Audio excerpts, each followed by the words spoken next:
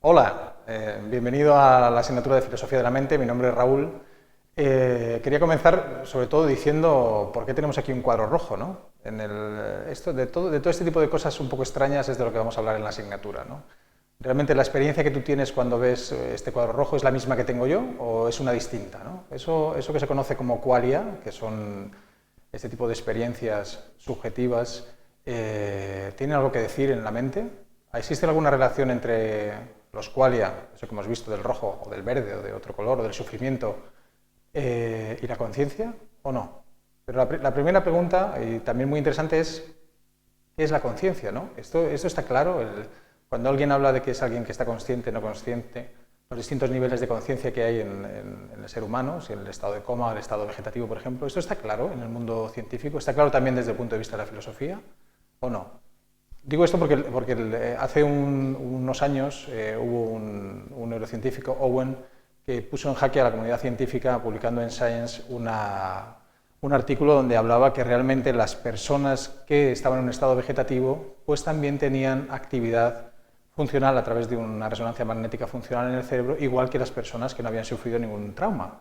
Entonces, ¿esto qué significaba? Que realmente las personas en estado vegetativo normalmente estaban siendo mal diagnosticadas. Había como casi más de un 40% de personas que en estado vegetativo no estaban como tal, ¿no?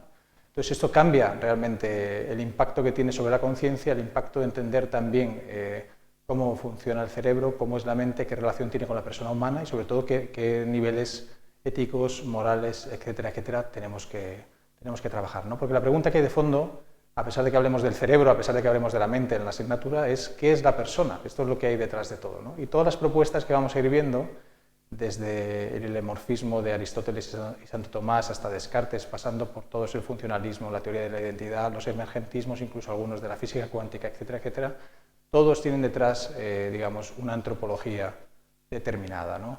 Las respuestas que dan a estas preguntas, para que os hagáis una idea de 3 premios Nobel, pues Carlos dice, conocer el cerebro sería tanto como conocer al ser humano, de forma completa.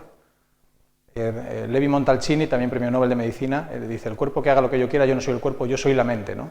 Edelman, que también fue premio Nobel de Medicina en el 72, dice, una vez que entendamos más sobre la estructura del cerebro, en el futuro seremos capaces de fabricar máquinas conscientes. Bueno, ¿esto es una realidad hoy o no? ¿Esto es posible o no es posible? Todo este tipo de preguntas son las que vamos a intentar ir trabajando en profundidad en la asignatura de Filosofía de la Mente. Pero, ¿este tipo de preguntas están resueltas hoy por la neurociencia o no? El Ralph Adolphs, por ejemplo, dice que la principal cuestión sin resolver de la neurociencia es cómo se relaciona la biología del cerebro con la psicología de la mente, ¿no? Sobre todo el problema de la conciencia. Y hay un gran enigma, ¿no? Y que se cree que incluso no se puede llegar a resolver nunca. Eric Kandel, premio Nobel de Medicina, dice que no se sabe cómo la activación de neuronas da origen a la percepción consciente, ni siquiera en el caso más sencillo, ¿no? Entonces, muchas veces digamos, en los debates que hay se da como la cuestión que está zanjada, ¿no? Pero no es así. Realmente se abren grandes preguntas y eso es lo que vamos a intentar de ver, ¿no? La neurociencia lo único que ha hecho desde un punto de vista interdisciplinar es entrar y dar un paso desde el punto de vista también de cara a la filosofía y a ver bastante conexión entre filosofía y neurociencia y abrir grandes preguntas, pero es hora también de la filosofía que dé respuestas conociendo la neurociencia y no teniendo miedo, ¿no? Entonces, como sabéis, desde hace pues, este último año, en el 2012, se han hecho grandes avances en neurociencia, ha habido grandes proyectos de investigación en Europa y en Estados Unidos para ver cuáles son las conexiones del cerebro. De hecho, Francis Collins, director del NIH y del proyecto Genoma, él habla de que hoy algunos científicos hablan de que tú eres el conectoma, las conexiones de tu cerebro. Incluso hay otros que plantean que si seremos capaces de construir un ser humano, ¿no? Que un nuevo tipo de sociedad está en camino. Esto es también de lo que vamos a hablar en la asignatura, que es muy interesante, ¿no? De hecho, la revista Time hablaba sobre una iniciativa que es la 2045, donde realmente lo que se pretende es coger la conciencia de un ser humano, meterla en un cyborg y a partir de ahí tener un nuevo ser humano distinto, ¿no? Esto es lo que se conoce como transhumanismo y que también veremos en esta asignatura. ¿Qué impacto tiene el transhumanismo dentro de la teoría cyborg, queer y demás, también desde el punto de vista de la sexualidad y cómo afecta eso a las diferencias de la mente o no, ¿no?